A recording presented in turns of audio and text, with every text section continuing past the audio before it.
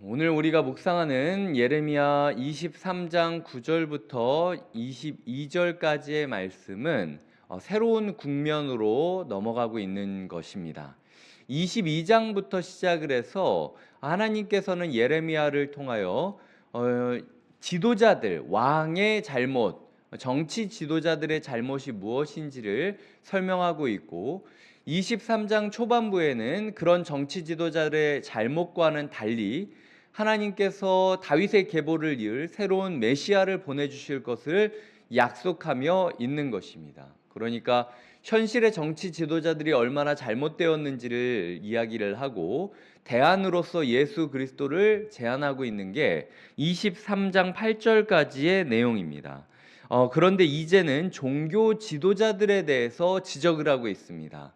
이제 하나님을 믿는다라고 이야기를 하고 하나님을 따른다라고 이야기를 했던 사람들이 얼마나 문제가 있었는지를 지적하고 그들로부터 돌이켜 예수 그리스도를 찾아야 된다라는 사실을 이야기하고 있는 것이 오늘 본문의 궤라는 거죠. 흐름이라는 겁니다. 초반부에는 선지자들에게 막상 말씀을 전하라고 하니까 이 예레미야가 9절에 보면은 마음이 상했다, 뼈가 떨렸다, 취한 사람 같았다, 포도주에 잡힌 사람 같았다.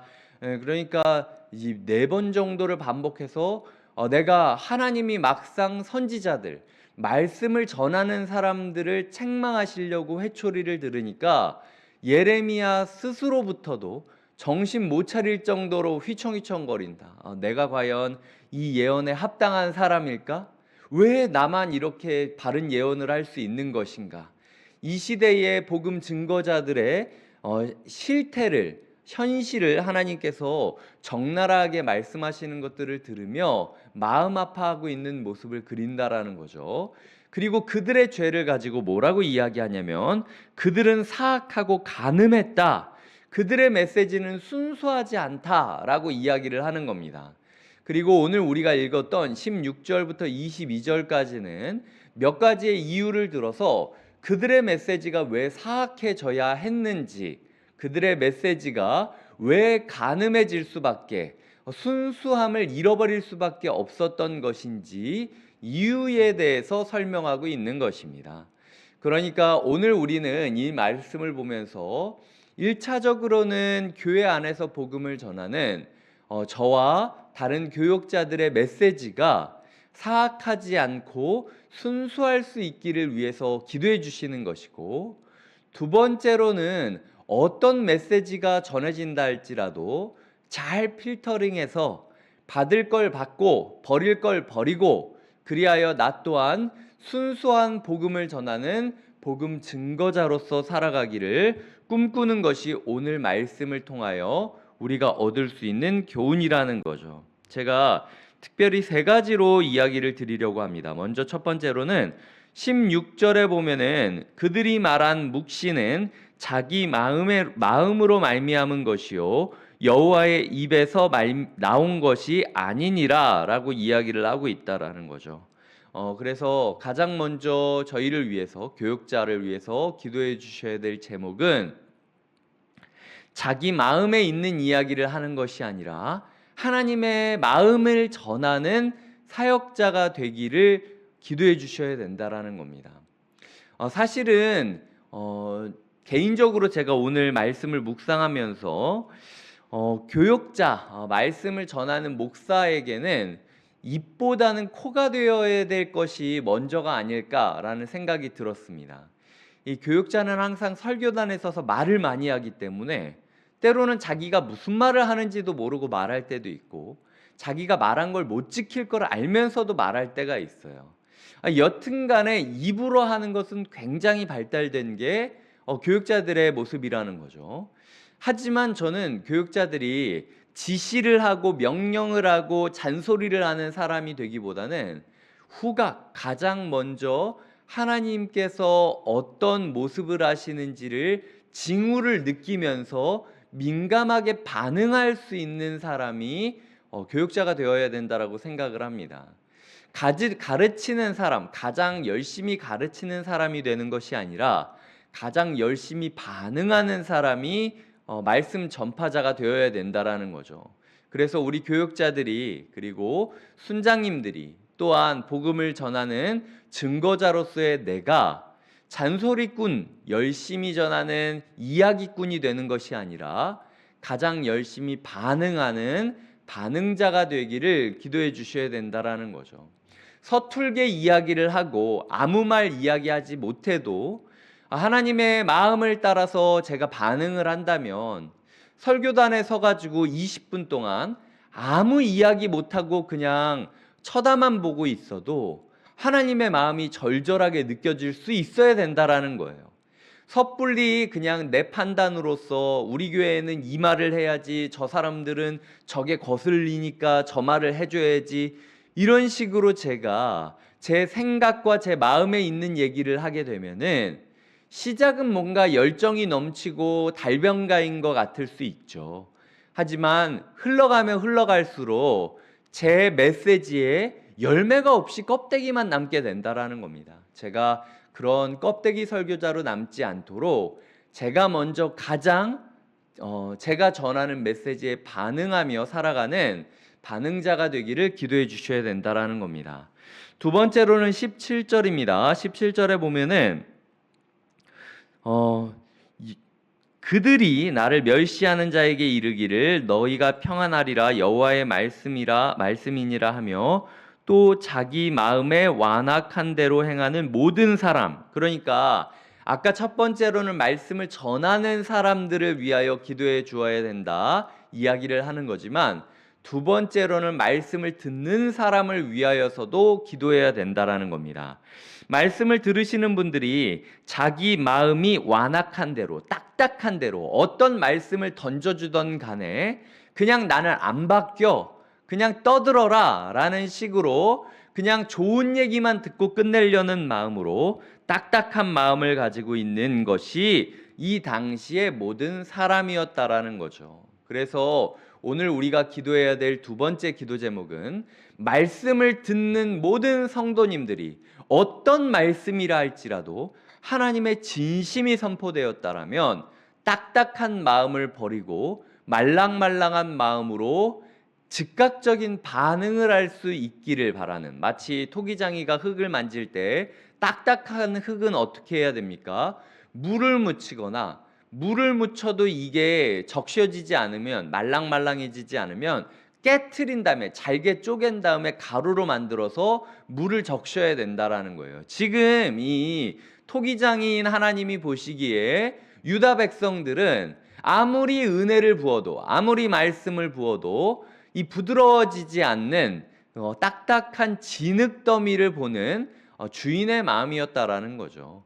우리의 마음이 말랑말랑해져서 매주 주는 하나님의 말씀에 녹아들고 빚어지지 않는다면요, 결국은 산산조각 나서 깨지는 방법밖에 없다라고 이야기를 하고 있는 거죠.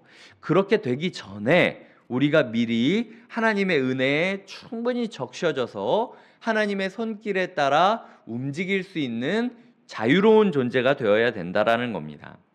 세 번째로는 18절과 22절에 동시에 들어가 있는 문장인데요. 누가 여호와의 회의에 참여하여 그 말을 알아들었으며 누가 귀를 기울여 그 말을 들었느냐. 22절에 보면 그들이 만일 나의 회의에 참여하였더라면 라고 이야기를 하죠. 이게 오늘 우리의 그 결론입니다.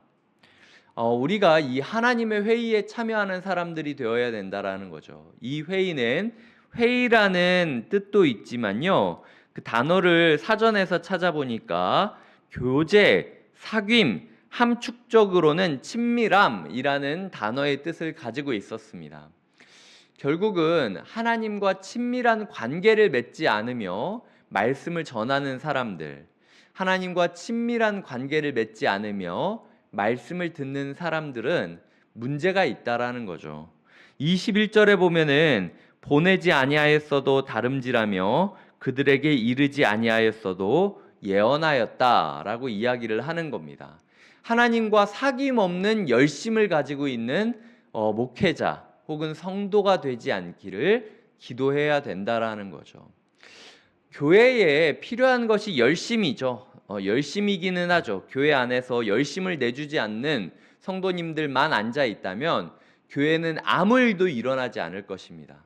하지만 자기 열심으로 사람들을 끌어가고 봉사를 하고 설교를 하는 사람들로 가득 채워져 있다면요, 그건 교회가 아니라 사조직이 될 수밖에 없다라는 겁니다. 하나님께서는 우리에게 하나님의 사귐에 근거한 열심을 갖기를 원하신다라는 거죠. 이게 굉장히 중요합니다. 열심도 있어야 되고, 하나님은 열심이 있는 걸 긍정적으로 표현하고 계세요. 이런 열심이 나와 사귐 위에서 움직였다면 얼마나 좋았을까라고 이야기를 하는 건, 교회 안에서는 열심도 있어야 되고 하나님의 사귐도 강조되어야 된다라는 겁니다. 하나님과의 사귐만 강조하면서 하나님과 사귀지 못하면 아무 일도 하지 말아라. 그래서 그냥 멍하니 다 성경책만 보면서 골방에서 그냥 앉아만 있고 눈을 꿈뻑꿈뻑거리면서 교회 안에 나는 아직 하나님을 잘 모르니까 누군가가 나 대신 교회 안에서 봉사하겠지 생각하는 것도 문제고, 동시에 자기 열심으로 엄청 애를 쓰고 자기의 경험과 관성으로 달려가지만 어디로 달려가는지 하나님의 음성은 듣지도 않은 채로 헛된 열심으로 뛰어가고 있는 사람이 있다면 잠깐 멈춰서 말씀에 귀를 기울여야 될 필요가 있다라는 겁니다. 우리 교회 가운데 사귐과 열심이 균형을 이루는 교회가 되기를 기도해 주셔야 된다라는 거죠. 말씀을 맺겠습니다. 제가 이 설교를 오늘 새벽에 준비를 하면서 한 영상을 보았는데 이런 영상이었어요.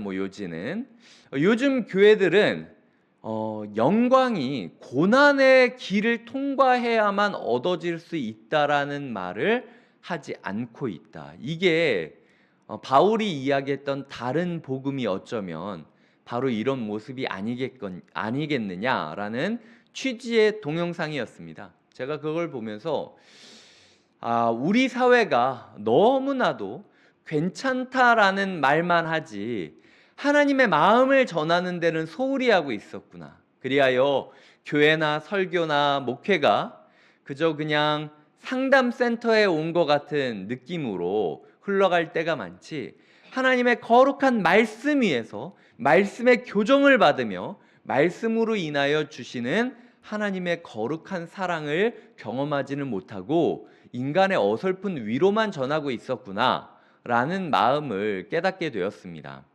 우리의 삶 가운데 사악하거나 순수하지 않은 복음이 전해지는 일을 없기를 한 주간 기도해 주시고, 특별히 우리가 말씀을 전하는 자는 자기 마음을 전하는 것이 아니라 하나님의 마음에 가장 먼저 반응하며 그 마음을 전하는 사람이 되기를, 말씀을 듣는 자는 완악한 마음, 딱딱한 마음을 갖는 것이 아니라 하나님께서 가루로 만들어 주신다 할지라도 은혜의 물에 적셔져 말랑말랑한 태도를 가질 수 있기를 기도해 주시고, 마지막으로 우리 교회 안에 하나님과의 사귐과 하나님을 향한 열심이 균형을 이루는 교회가 될 수 있기를 기도해 주시기 바랍니다. 그리하여 어느 한쪽에 치우친 교회가 되는 것이 아니라 하나님의 선한 바퀴가 적당히 제대로 반응하여서 하나님을 향하여 다른 박질하는 교회가 될 수 있기를 꿈꿔주시고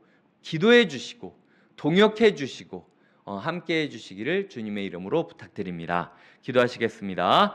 하나님 아버지 감사합니다. 오늘도 우리에게 말씀을 주시며 한 주를 시작할 수 있게 하시니 감사드립니다. 어떤 일이 있다 할지라도 우리를 사랑하시겠다라고 축복하시는 하나님의 은혜의 말씀을 힘입어 용기 내게 하여 주시옵소서. 말씀 전하는 자로서 하나님께 반응을 가장 먼저 할 수 있는 자로 살아가게 하여 주시고, 말씀을 받는 자로서 가루가 된다 할지라도 말랑말랑해지기를 꿈꾸며 하나님께 결단하는 기도를 드리게 하여 주시며, 우리의 한 주 가운데 하나님과의 사귐과 하나님을 향한 열심이 균형을 이루기를 바라며 노력하는 한 주가 되게 하여 주시옵소서. 감사하고 예수님의 이름으로 기도드립니다. 아멘.